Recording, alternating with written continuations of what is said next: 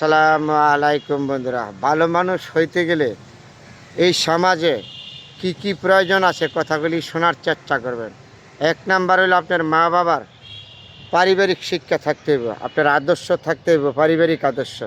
এই পারিবারিক শিক্ষা আপনার মাঝে না থাকে, মা বাবা যদি আপনাকে আদব কায়দা না শিখায়, সমাজে কখনো ভালো হইতে পারবেন না। তারপরে আপনার থাকতে হইব শিক্ষা।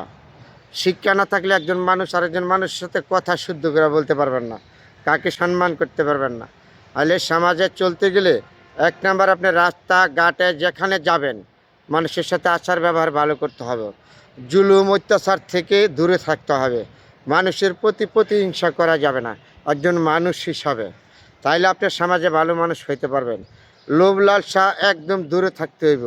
আপনি যদি মমিন মুসলমান মুসলিম হয়ে থাকেন, আপনার ধর্মের মধ্যে যে আদর্শগুলি আছে এই আদর্শগুলি আপনার মাধ্যমে লালন পালন করতে হবে।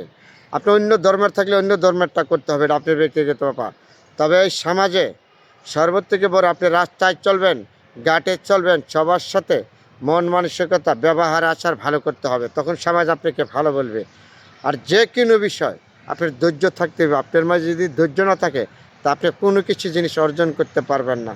তাহলে আগেও সর্বপ্রথম একবার বলে আসছি, আপনার মা বাবার আদর্শ থাকতে হবে, মা বাবার শিক্ষা থাকতে হবে, পারিবারিক আদর্শ থাকতে হবে।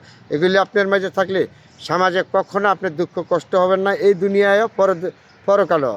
কিন্তু আপনি যে কোনো কর্ম করেন, যে কোনো পেশা করেন, আপনার ব্যক্তিগত ব্যাপার, এই পেশার মাধ্যমে আপনি পেশার মতন দেখতে হবে, কারণ এটা আপনি রিজি। এই পেশাটা আপনার পেশার মতন দেখতে হবে, পেশাকে ফাঁকি দেওয়া যাবে না। আর যারা সম্মানিত ব্যক্তি সমাজে আছেন তাদেরকে সম্মান করতে হইব, বড়োদেরকে সম্মান করতে হইব, ছোটোদেরকে আপনার ধৈর্য সহকারে কথা বলতে হইব। তাইলে এই দুনিয়া থেকে আমি একজন সুখী মানুষ, পরকালেও আমি একজন সুখী মানুষ। কিন্তু একজন মানুষকে ঠকান যাবে না, জুলুম করা যাবে না, অত্যাচার করা যাবে না, নির্যাতন করা যাবে না, কারো বাড়ি দখল করা যাবে না, কারো গাড়ি দখল করা যাবে না। আপনার কারো বাড়ি আছে গাড়ি আছে দেখে হিংসা অহংকার এগুলি করা যাবে না। এত মানুষ এই মানুষ এ করছে, এগুলিতে হিংসার থেকে দূরে থাকতে হইব প্রতিটা মানুষে।